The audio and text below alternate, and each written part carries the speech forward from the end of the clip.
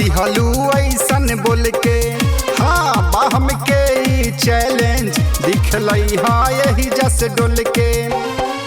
माजा लेके ऐसे इनकार करबू हो हमारा रहते कैसे दोसर तू भतार करबू हो हमारा रहते कैसे दोसर तू भतार करबू। सुनल कान तू खोल के दुख दिहलू ऐसन बोल के। बाहम के ई चैलेंज दिखलई हाँ यही जस डोल के।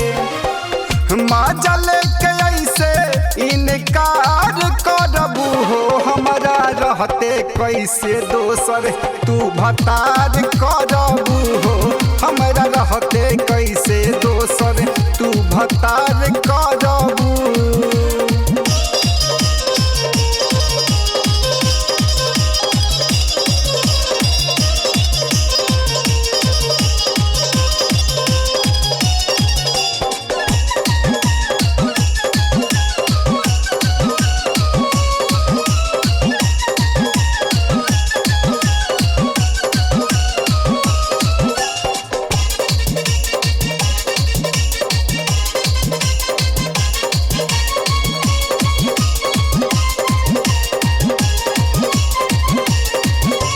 तोहके उठा के लेके जाइब हम केहुओ कुछ न बोली हो।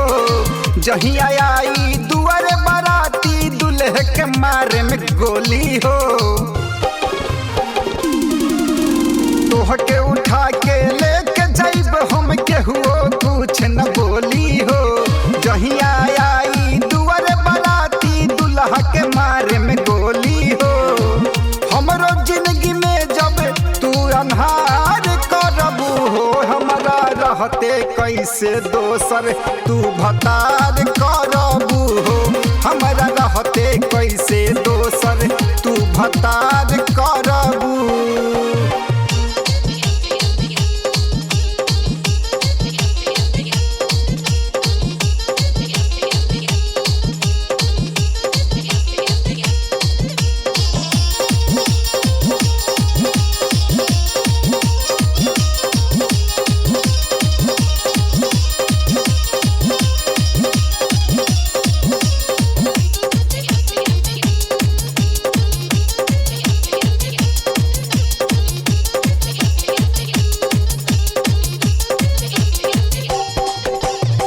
जबले दियब तबले हम दूसरा के न होखे दिहब हो।